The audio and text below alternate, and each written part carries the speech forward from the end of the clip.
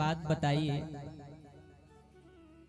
आप पिछले 6 दिनों से किस पुराण को श्रवण कर रहे हैं?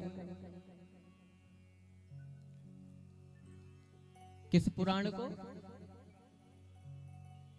पूरा नाम लीजिए, ये तो आधा अधूरा नाम है। हाँ देखो, उधर मैया ने सही बोला है, श्रीमद् देवी भागवत पुराण। श्री भी तो आगे लगाना है। अब जैसे मान के चलिए, कहीं शादी के कार्ड आते हैं, किसी के लिए कार्ड लिखते हैं, तो जब नाम लिखते हैं तो नाम से पहले श्री लगाते हैं ना। तो ऐसे ही हम पुराण का नाम ले रहे हैं, तो पुराण के नाम से पहले भी श्री हमें लगाना चाहिए।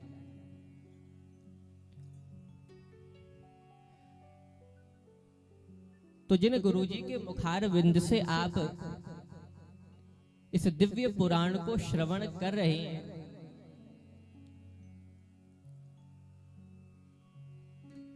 इसी श्रीमद् देवी भागवत पुराण में आपने एक महिषासुर की कथा सुनी होगी,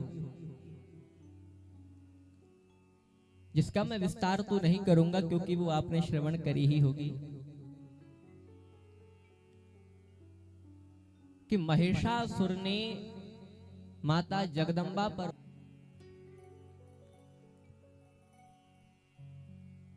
उसकी दृष्टि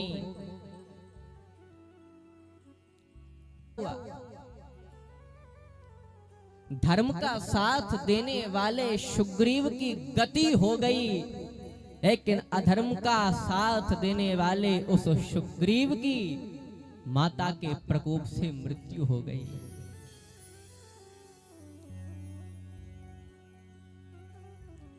महिषासुर की ये कथा हमें सिखाती क्या है?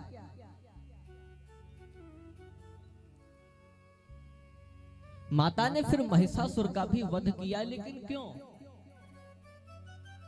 क्या कारण था? उस महिषासुर की दृष्टि पवित्र नहीं थी। उस महिषासुर के अंदर काम वासना थी। उसके अंदर क्या था? काम। काम किसे कहते हैं? काम का मतलब है किसी की बहन बेटी को गलत दृष्टि से देखना।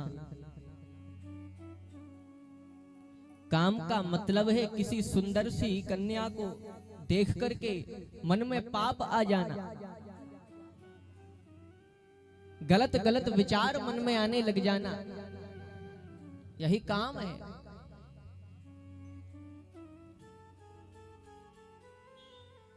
और ध्यान देना, इस काम रूपी शत्रु से हम बचें कैसे? ये जो काम है, ये क्या है?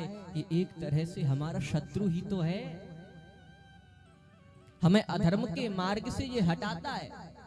काम वासना अंदर जागृत होती है, दूसरों की माँ बहन बेटियों को हम गलत दृष्टि से देखने लग जाती हैं, ये शत्रु ही तो है। और केवल काम ही शत्रु नहीं है, हमारे 7 शत्रु हैं। काम, क्रोध, मद, लोभ, मोह, ईर्ष्या और द्वेष, ये हमारे 7 शत्रु हैं।